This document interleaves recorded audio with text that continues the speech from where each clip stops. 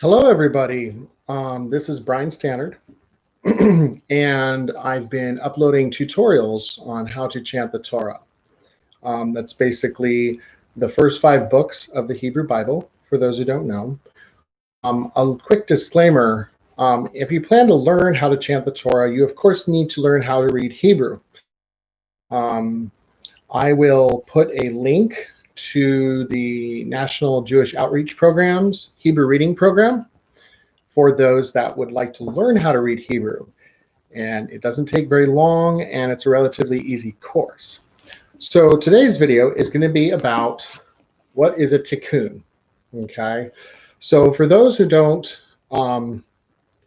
who know how to read some Hebrew and go to synagogue every week or a few times a year or whatnot, you might know how to read Hebrew and you're familiar with things like a prayer book or a siddur or a chumash, right? So this is a tikkun, and my camera's backwards. I don't know. Yeah, it looks like my camera is on mirror image. Anyway, so a tikkun is a book that is basically the books of the Torah that have been printed, right? And on one side is the Hebrew printed text like you would see in a chumash or a siddur, like that, where there's consonants and vowels and cantillation marks or trope, as we have been learning in, whoops, I even have to try the book upside down. No, I don't. That's what I thought. Okay, so you have vowels and consonants and cantillation marks, also known as trope, that we've been learning together on my videos. And then on the other side of the same page, there is a duplicate of that text, but it is a copy or a scan or a Xerox of how that text would actually appear in a Torah scroll or a Sefer Torah. And what the Tikkun does is it allows you to be able to learn the vowels and punctuation and cantillation on this side so that you can chant from the unpointed text on the other side here. So this is basically, if you want to become a Torah reader, this is your best friend, because this will teach you, it will show you the whole text with vowels and markings and the whole text without vowels and markings side by side so that you can practice and learn how to do this on your own. So to begin with, okay, if you look at any Hebrew text, right, there is an interesting thing to do with the calligraphy. And this calligraphy is very specific to the actual writing of a Torah scroll. And it's referred to as stam, which is basically a special calligraphy that is used for the writing of Sefer Torah, mezuzot, which is the little scroll on the doorpost, as well as tefillin, which are the black leather boxes you see Orthodox men wearing every weekday morning. And it takes a very trained scribe, well-trained, and also someone with the proper religious intent to be able to write these scrolls. And the whole book of Torah, the books of Genesis, Exodus, Leviticus, Numbers, and Deuteronomy, or otherwise known in Hebrew as Bereshit, Shemot, Vayikra, Bamidbar, and Devarim. And the scroll is usually a couple feet in height, and it's long. It's really long. It's all written on sheets of parchment, animal hide that have been stitched together, and it's kosher animal hide that has been created solely for that purpose.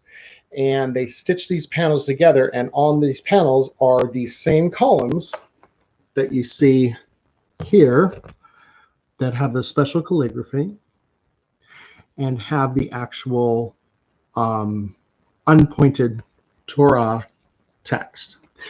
And it's all written by hand.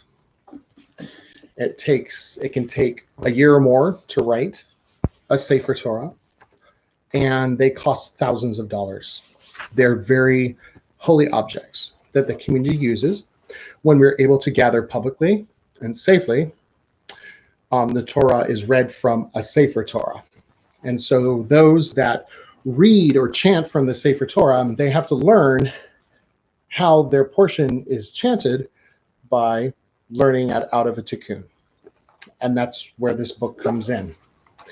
So that's what a Tikkun is. Okay.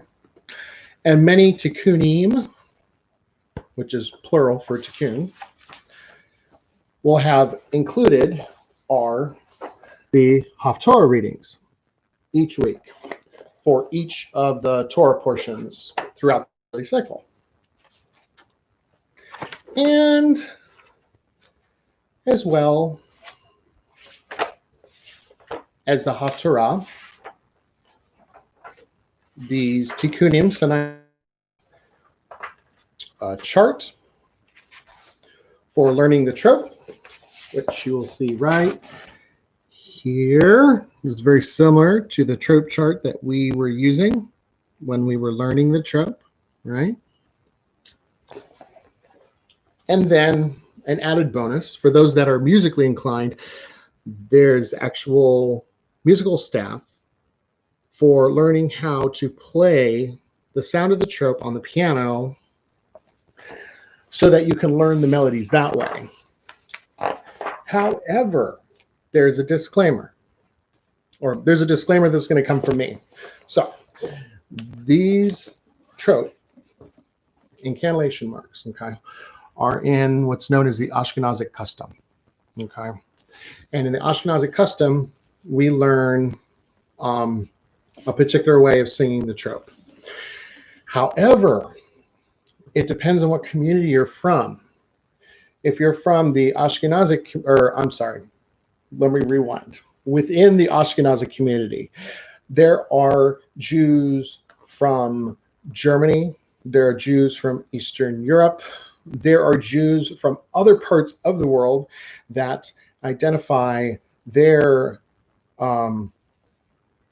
ethnic lineage to be that of Ashkenazim, right?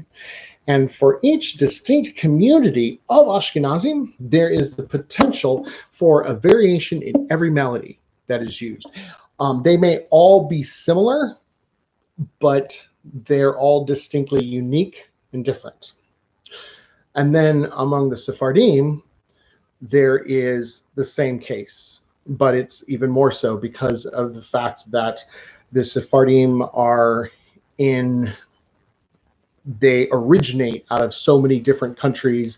We're talking Western Europe, we're talking Spain, Portugal, all of North Africa, Turkey, parts of the Middle East, Iran or Iran, and Iraq.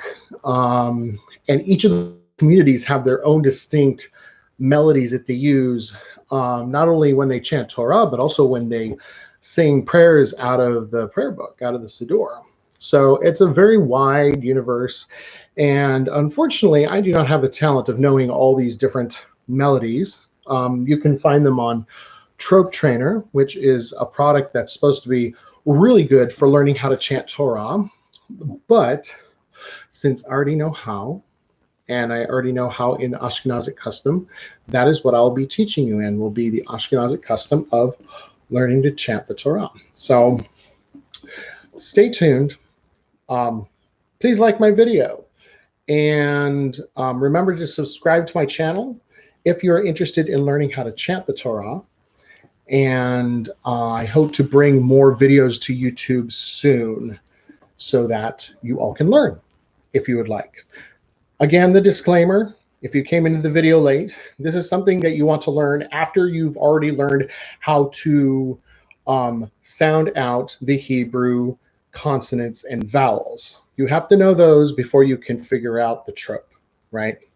And again, I'm going to put a link somewhere on this post or on this video for the National Jewish Outreach Program, because they have a really awesome Hebrew reading class that you can get involved in for free through the local community. And it will teach you very easily and very quickly how to read Hebrew. Not understand necessarily, it's not translation, but it's reading, to learn to interpret the sounds being made, symbols. So without further ado, thank you for watching and have a great day.